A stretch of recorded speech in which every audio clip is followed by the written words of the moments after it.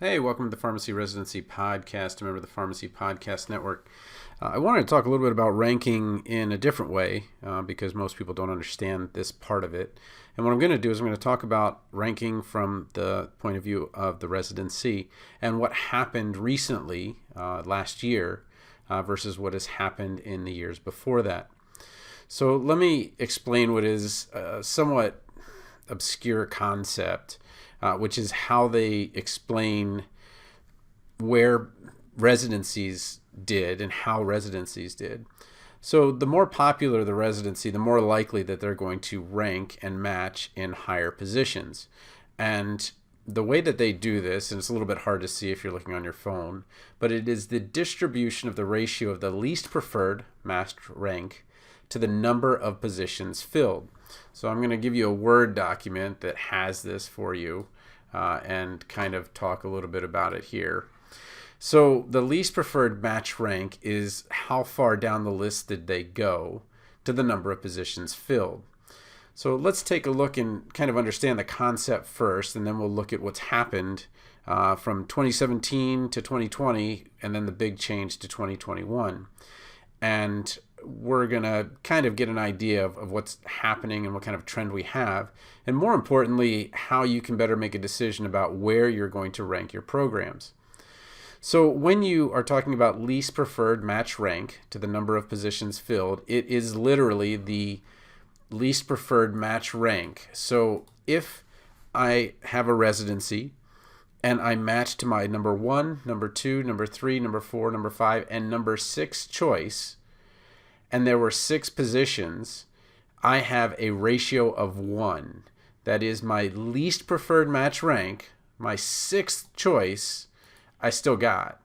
And I had 6 positions, so 6 divided by 6 equals 1. So I've lined out everything before that 6, because that 6 is the most important number.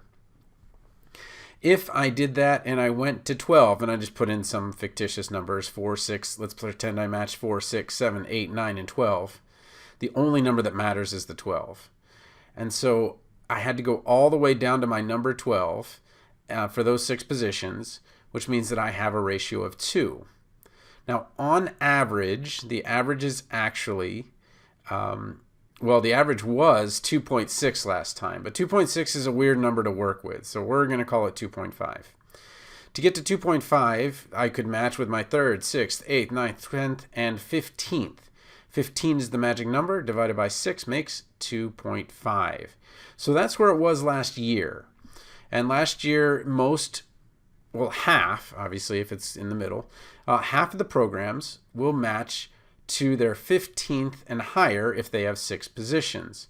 So you just have to do the math on this if you're going to have fewer positions. So if you have 2 positions, they would have had to go down to their 5th choice.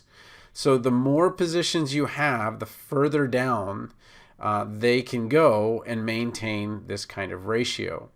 Obviously, with 1 position, it becomes really, really tough if you don't get your first couple, and the ratio goes way up pretty quickly.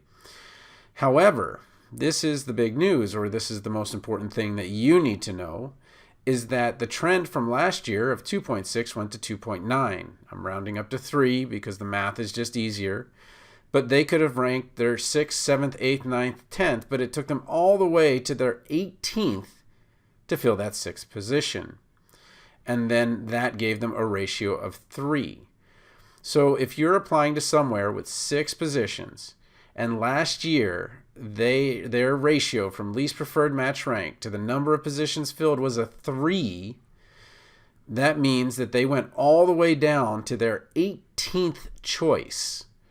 Now, you don't have an 18th choice. Well, there was one person last year that had an 18th choice. But in general, you don't have those kinds of choices. So when it comes to choices and saying, okay, the match algorithm favors the applicant, on average, you're probably only ranking to 3. When you have a huge residency, like I know Maryland has 6, Iowa has 7, those are big residency sites with lots of positions. So I don't know, though, where they went, how far down they went. I know that Maryland was in phase 2. One of their 6 positions was in phase 2. And what they did was basically say, look, this is our cutoff. These are the people that we are very happy with. And if we get any of them, we will be very happy to have them as residents. But we're going to cut it off here. And we would rather match in phase 2 than we would take someone that we don't really want, or that isn't really a good fit for us based on the interviews. And then I just went down to 4th, which is, if you have 6 positions and the last is the 24th, then that means that you get a ratio of 4. Now, the big thing is that ratio went from 2.6 to 2.9, and I get that that is a little bit different than 2.5 to 3.0. And I just wanted to do it so the math was a lot easier. But let's go to the actual document, the actual ASHP match documents from 2020 and 2021. So in 2020, and this might be a little bit tough to see, it's in here in the bottom right, maybe easier to get the documents. And I would make them bigger, but I wanted to have these side by side. You go from 326 programs. Again, this is a program thing. This is not an individual. Well, if a site has a single resident, they are by definition a program. You have 326. And that went down from 326. We're matching at 1 to less than 1.5 and went to 279. So that means less PGY1 sites got their matches at the better ratio. Let's call it the better ratio. Then when you went from 1.5 to 2, again, 163 to 152, that went down, okay? But as these top ones go down, the other ones have to go up. So those that went from 2 to 2.5 went up a little bit from 280 to 293. And then it actually went down a little bit from, I think, from 2.5. I want to make sure I get this right. So 2.5 to 3.0 in 2021 is 146. Okay. And 2.5 to 3.0 is 162. So that also went down. But then when we get to 187, 195 to 187, that went down. So 1, 2, 3, 4 out of the 5 top places to be as a residency site actually went down rather than up. And that means that they are having to go further down their list as we go on. And I'll explain why I think that is.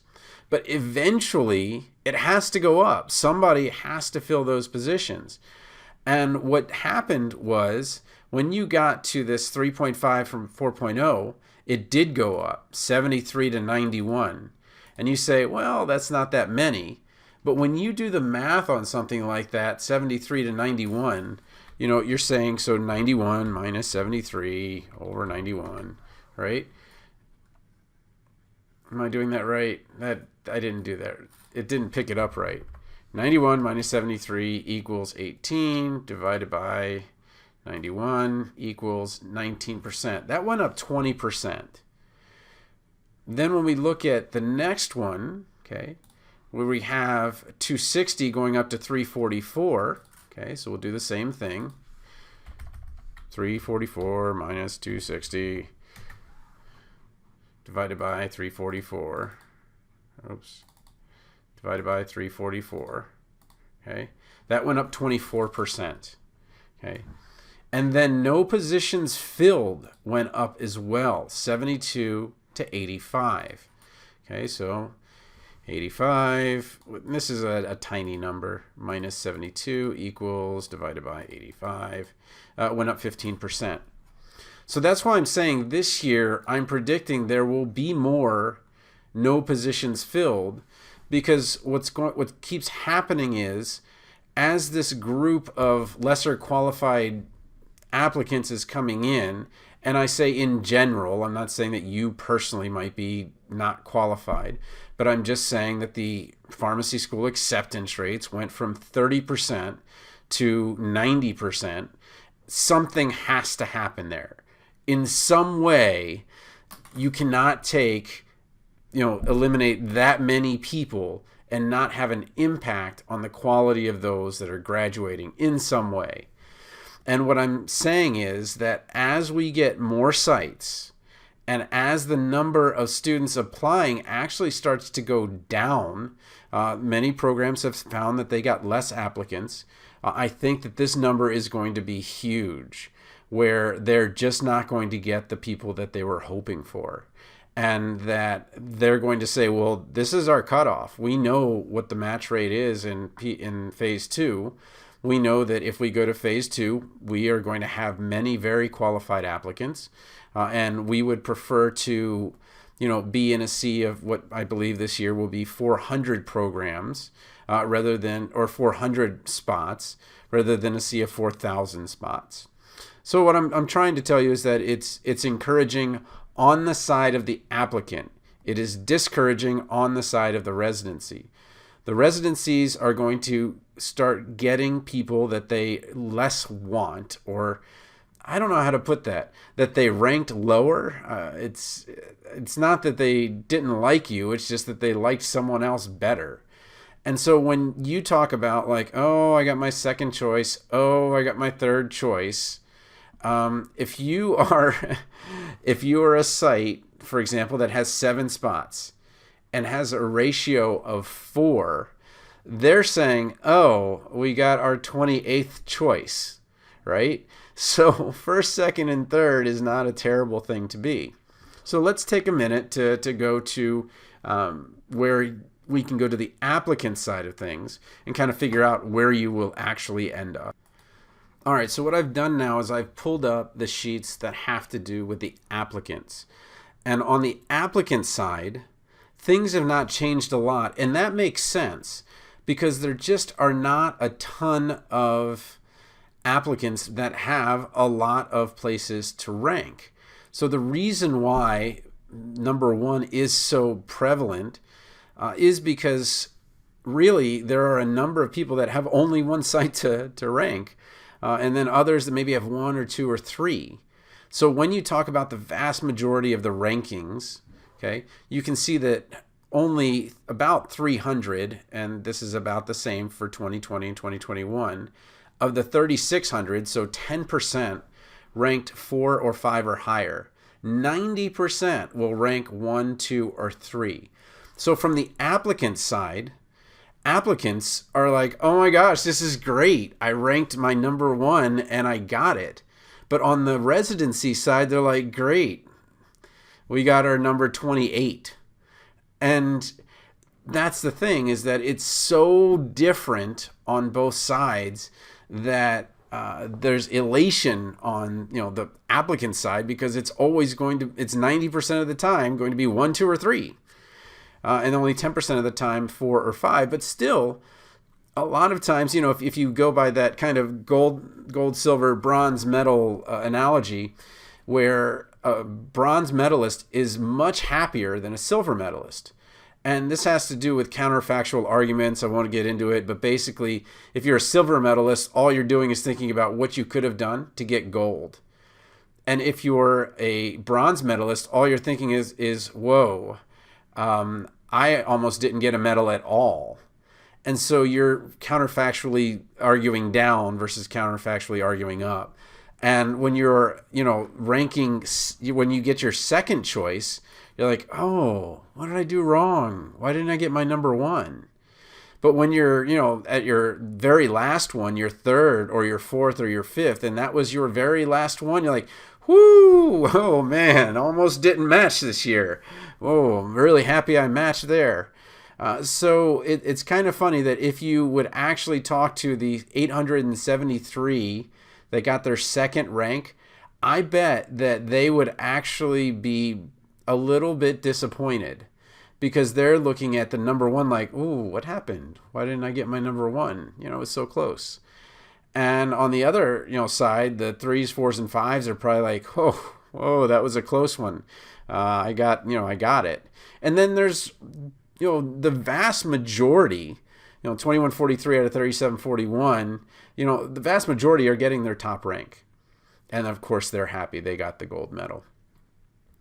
So you've got everybody except basically the number 2 ranking that are happy. And if you look at 873 out of 3741, if you make 800 out of 400, you're talking about 1/5 of the people are unhappy, 4/5 of the people are happy, but for different reasons. The big group was on the podium. They got the gold. They got the one they ranked first, and then the other ones are not. And then when you look at the other side, though, on the school side, or the not school side, but the residency side, they're actually probably not very happy for the most part with who they got. They had to go probably very deep into the number of matches to get there. So when you get there and they're not like all roses, the reason is that you might have gotten your number 1, but you might be their 28. And there's nothing wrong with that. That's just the kind of the name of the game. But when it comes to rankings and how to rank, just know that they're going to be ranking pretty deep. The more spots they have, the deeper they have to rank, and the more they really have to kind of dig deep to figure out, like, okay, do we want to do phase 2, or would we want to have this person?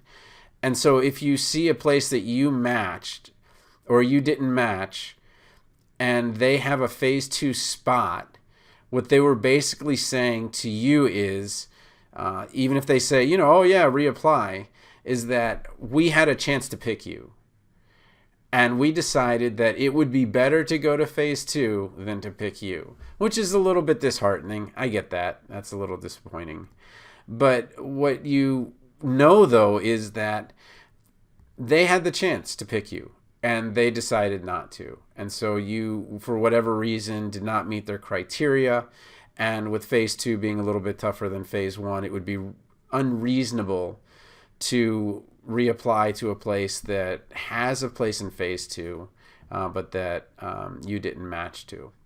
Now, on the flip side of that, when you start looking at some of these places and you say, wow, there's a lot of academic medical centers in phase 2. When I say a lot, there's a couple. What they basically did was they had a hard cutoff, and they're like, look, we're not going past this person. This person is qualified. We'd be happy to have them. Even if we match with them as the 18th or 20th or 25th or whatever, we would love to have them. But this 21st person, no. This is kind of where we've got the big drop off, and we're really not comfortable with that. Now, if you are in kind of that position where you're like, I didn't match, where do I stand? It really kind of depends on what you applied to. I remember talking to someone last year who matched in phase 2 but didn't match in phase 1. And they had a premium APPE experience, one of those ones at one of the national ones where you go for 3 or 4 different blocks and so forth. It's like, how in the world did you not match? You're from a good school, you had great APPEs. And then I looked at their list of places that they ranked or they applied to, and it was like the best of the best and only the best of the best. And I'm like, well, they went all or nothing. So, if you have questions about this, certainly contact me, especially if you didn't match. I can kind of give you some perspective. But just let you know that residency sites go way deep into the number of rankings, and they're going to go into the 20s if they have, 6 or 7 spots, and they'll go into the teens if they have 4 or 5 spots, whereas you're probably only going 1, 2, 3. Again, be positive. I know that it's a disheartening time, that it's a couple weeks yet before you're going to figure out the news, but hopefully this kind of helps you understand the process from the residency side, and that residencies are going to put quite a few people into that mix. But my prediction is that, again, residencies will be further down as more residencies are added. We've been adding 200 or 300 residencies a year, and with a lower applicant pool, my guess is that you're actually going to get a little bit higher ranking, or you're going to get a site a little bit higher than you would have if you had applied in years past. And that this will continue to happen, especially if the current trend is, I think, 10% fewer in enrollment which means I think that's about, let's see, so we're graduating around 15,000 right now. We're going to get down to about 12,000. So I think that was about 1,200 fewer people are going into pharmacy school this year or this academic year. And so it doesn't help you any, but just letting you know that as we continue, it'll be the residency sites who are really, really trying to find those great applicants and put their best foot forward. And it's going to be kind of a reverse interview where they're looking for you as much as you're looking for them. Okay. Need my help? Pharmacy Residency Podcast. Residency.teachable.com. You can check out the PGY, the Phase 2 course, if that's something that you need help with.